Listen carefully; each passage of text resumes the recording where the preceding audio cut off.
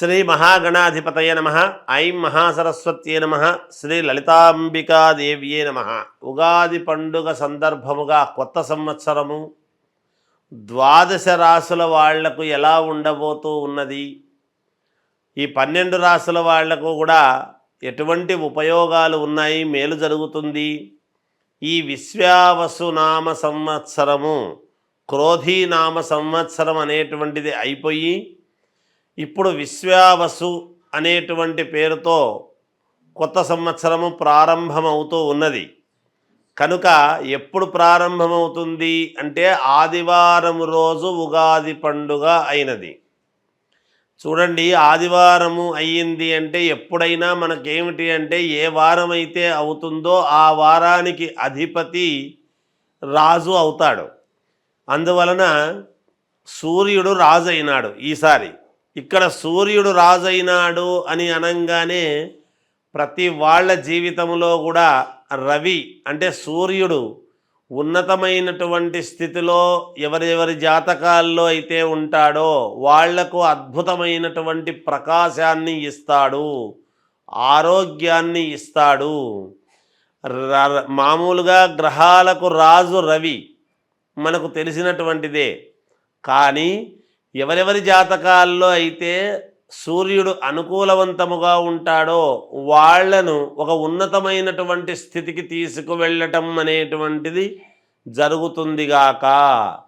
కాబట్టి ఇవి రాసులు అని చెప్పటం అనేటువంటిది సామాన్యముగా ప్రతిసారి చెప్పినట్టుగానే చెబుతాం. ఎవరు ఆందోళన చెందాల్సినటువంటి పనేమీ లేదు. నిజానికి అందరికీ అద్భుతముగానే ఉంటుంది. చిన్న చిన్న ఏవో దోషాలు అవి ఇవి ఉంటే కాస్త పరిహారాలు అనేటువంటివి సర్వ సామాన్యమైనటువంటి విషయమే కదా. అందువలన ఎవరెవరైతే వాళ్ళ లగ్నాన్ని బట్టి, ముందు లగ్నం అనేటువంటిది చాలా అవసరం. ఎప్పుడు కూడా ఏ లగ్నములో పుట్టాము, లగ్నానికి ద్వితీయంలో ఎటువంటి గ్రహాలు ఉన్నాయి, ఇవన్నీ కూడా చాలా చూసుకోవాల్సినటువంటి అవసరం ఏర్పడుతుంది.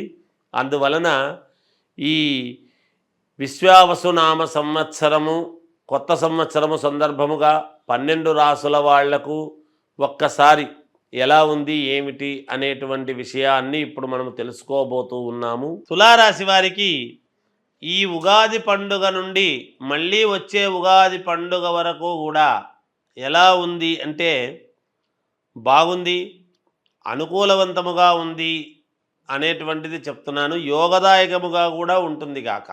ఏమీ అధైర్యపడాల్సిన పనేం లేదు.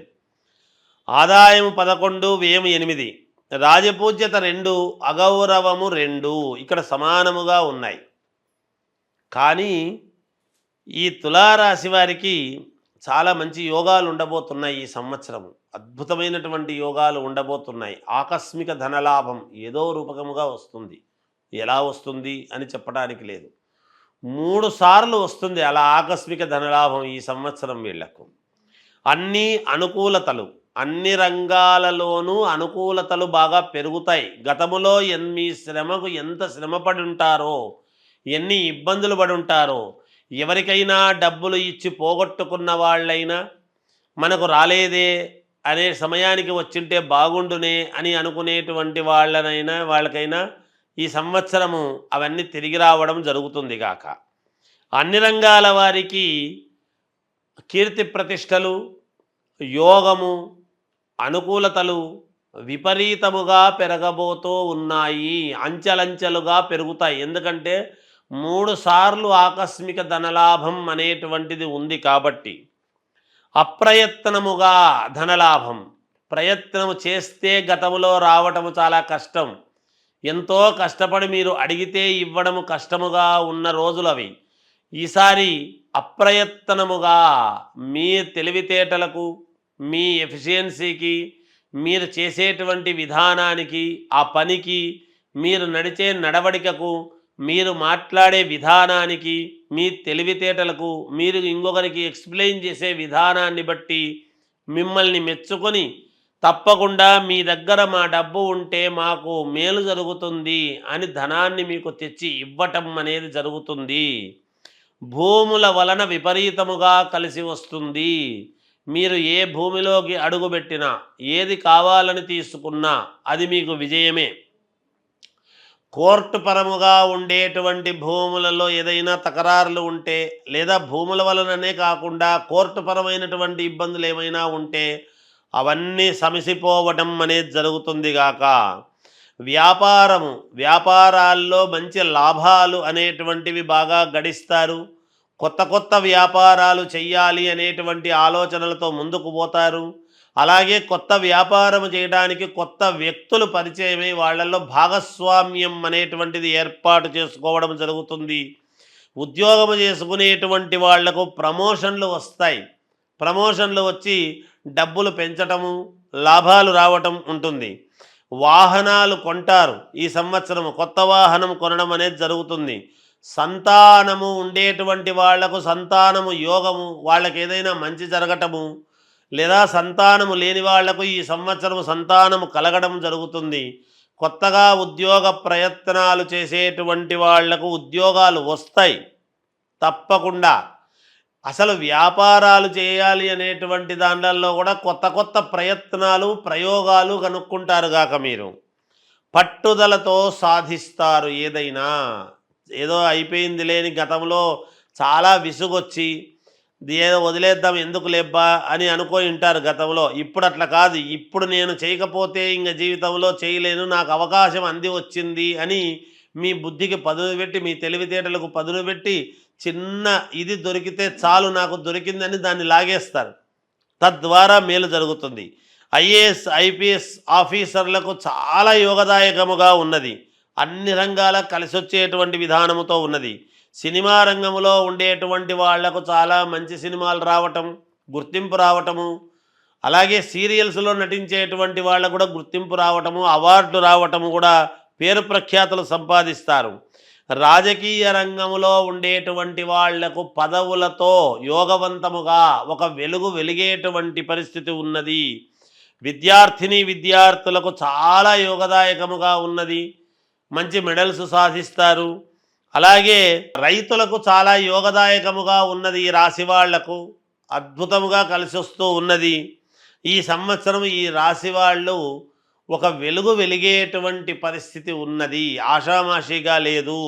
ఏది ఏమైనా ఇంకా మీ వ్యక్తిగతమైనటువంటి జాతకాలను పరిశీలన చేసుకొని ఏదైనా పరిహారాలు ఉంటే చేసుకుంటే మీకు ఇంకా మేలు జరిగే అవకాశాలు చాలా ఎక్కువగా ఉంటాయి అని తెలియజేస్తూ, 12 రాశుల వాళ్లకు కూడా, అంటే మేషము నుండి మీనరాశి వరకు కూడా మీ జాతకపరంగా ఏదైనా లోపాలు ఉంటే చేసుకునేది చేసుకుంటూ, విశ్వావసునామ సంవత్సరములో మీరు ఎటువంటి పరిహారాలు చేసుకుంటే మేలు జరుగుతుంది అని గనక అనుకున్నాము అంటే, గోవుకు, అంటే ఆవులు ఉంటాయి, ఆవులో 33 కోట్ల దేవతలు ఉన్నారు అనేటువంటిది ప్రతీక అందరికీ తెలిసినటువంటి విషయమే.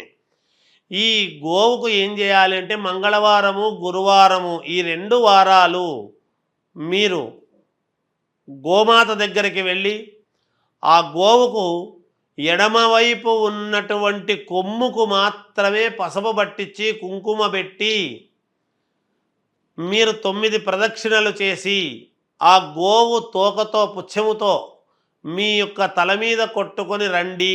ఇలా ఒక 7 సార్లు చెయ్యండి. రోజు వారం పొడవునా కాదు, ఈ సంవత్సరము పొడవులో 7 సార్లు చేస్తే చాలు, ఈ సంవత్సరానికి అంతా కూడా కలిపి.